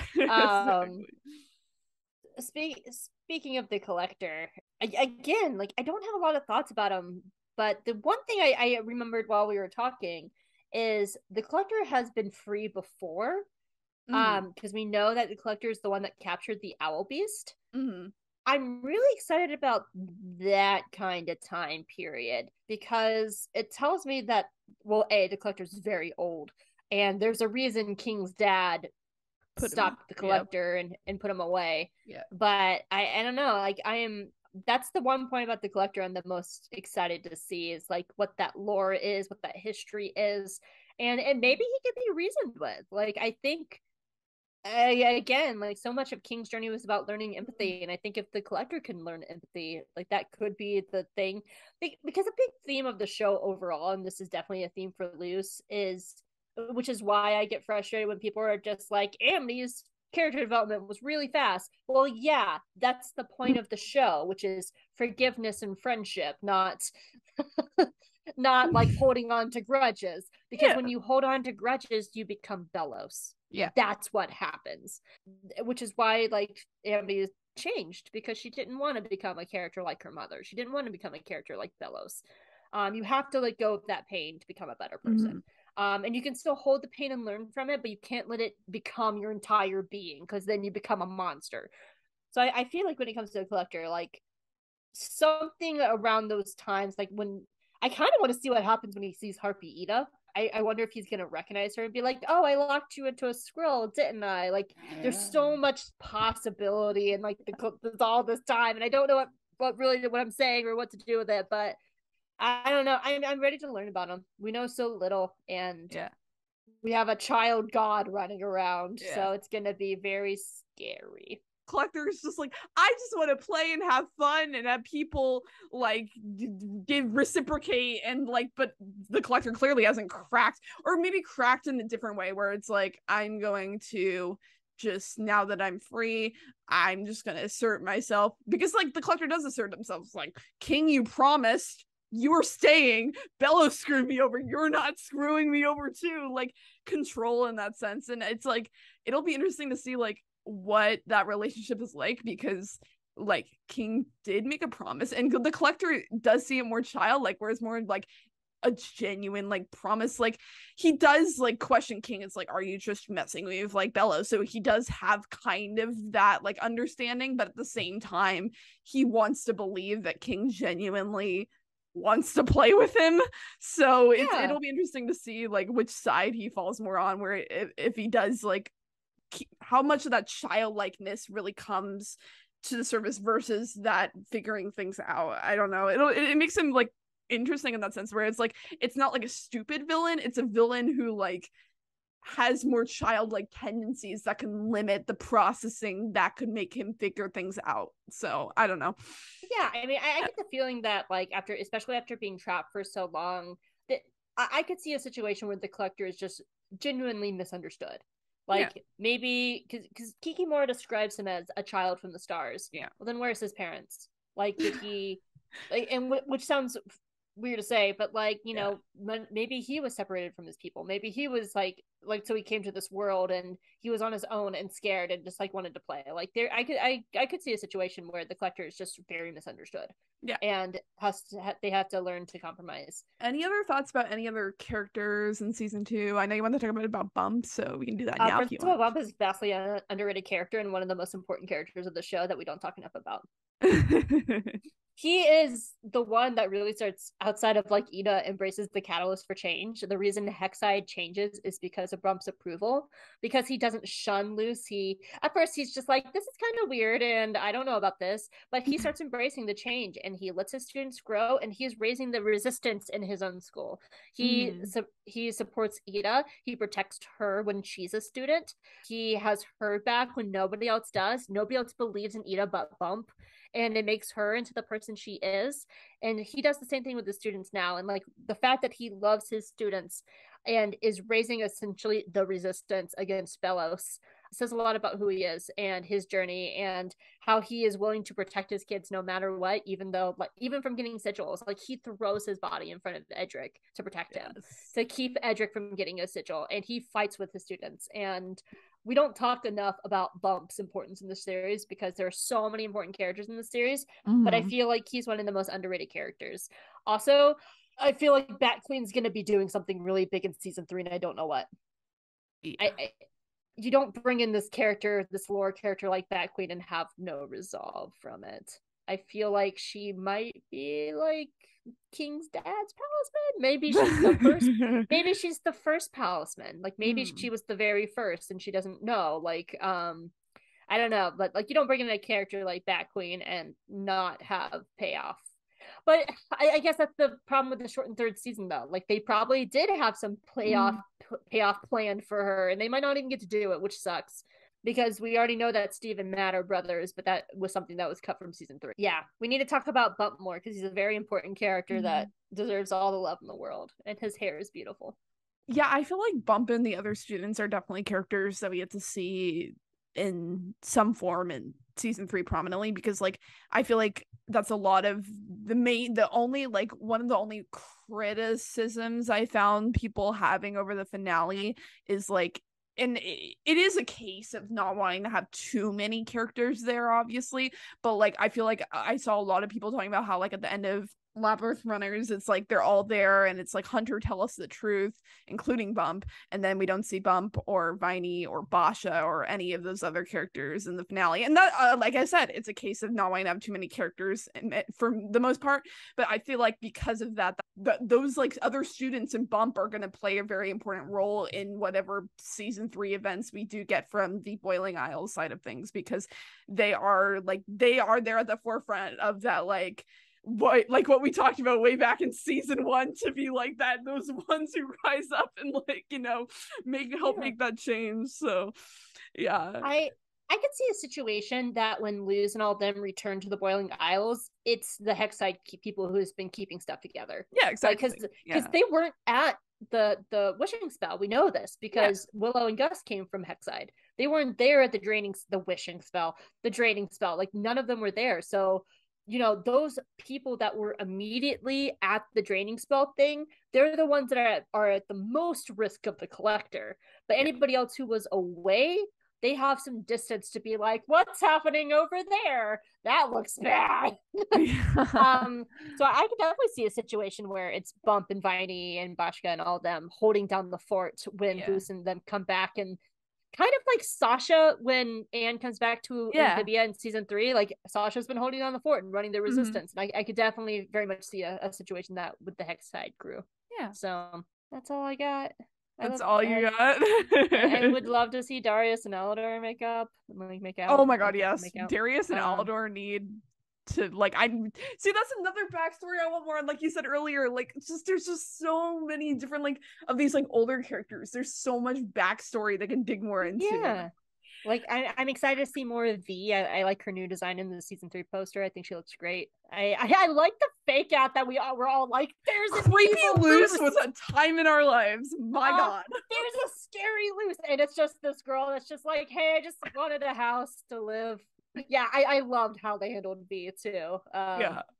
I loved all that. So that's really all I got. Do you have anything else that you wanted to say? I mean, like, there's so much, like we said at the beginning. This is a lot of stuff happens in this season, which is like, I think they very effectively packed a lot into this season. Like, and like, well, I get like that the Lumini stuff overshadowed the Gus stuff, and I did try to like discuss in my review how I felt like those storylines still work together. I'd have to reread it to know exactly what I said back then or think about it more deeply, but I know I tried to weave those storylines together, and part of me doing that was like, I'm still glad we're getting more Gus, even if it's overlapping. And I'm still glad, like, in the end that we did get both those stories, because we do have limited time. And while I wished they could have been separate storylines and separate episodes, yeah, but if I get both those storylines with what time's given, I'm gonna be happy with that, I guess. I'm excited for season 3. I am. Even though it's short. And that's another reason everyone's like, I need it back. Why are we having this in October and this in 2023? I'm like, are you kidding me? Spread it out. Like, this is the one time I want hiatuses, because I want this to go as long as possible. Like, a Gravity Falls schedule of 1 episode, then 8 months in between. Give it to me, man. I want it. I want it so bad. Oh, I don't want it to end. I kind of just like... No, that's what I'm saying. I want it spread out. Oh, okay, all right. Yeah. I want it to be 1 episode here, then 8 months, and then another episode, and then another 8 months. Like, spread it out. I don't know, like people want it, but like that gives you time to theorize. That gives you time to digest it, and it just extends it. It just gives you more time where it's still airing. Yeah, and I was really surprised it was actually coming so soon. I thought for sure we wouldn't even see anything until 2023, like at least spring. So I'm pleasantly surprised it's so early. But yeah, season 2 was amazing, and I really enjoyed it. Yeah, and I had a lot of fun again today. Thanks for joining me again. You so much. You're one of my favorite people. We'll have to do it again after the Christmas break, after the thing. Yes. Yeah. Lots and lots of stuff to discuss. I have like 50,000 video ideas just floating around my head, and I'm like, oh my god, the summer went by too fast. I want to cry. Yeah. Where can people find you? Where can people find me? So you can follow me on Twitter at Allie_M_Andrews. You can follow my art stuff at randomdraws.allie on Instagram, where I will hopefully post OwlHouse art. I've been like excessively doing Amphibia lately, but my hope is OwlHouse art. I hope to get more out soon if I have time. And other than that, everything's on my link tree on my Twitter. Just go Allie_M_Andrews on Twitter. I have a link tree tag there. I have a podcast called J Guys and Jedi, where I talk about Star Wars animation. We are launching on October 2nd, I believe, a tabletop podcast for Star Wars called For Light and Dice. It's essentially D&D with Star Wars, and it's helmed by all queer people, which is a project that I'm really excited about. I am a contributor for Dark Side of the Force. That's where you can read my massive animation article about everything that's been happening this year with HBO Max and stuff. Should be up by now. And I'm also a staff writer for the Geeky Waffle, where I actually write all my OwlHouse reviews and stuff. So yeah, I'm kind of everywhere. Go check me out. This is fun. I always love chatting with you. Yeah, so do I. Yeah. Thank you all so much for watching. More OwlHouse stuff will come eventually, and I hope you all have a good day. Bye. Bye, on to season 3.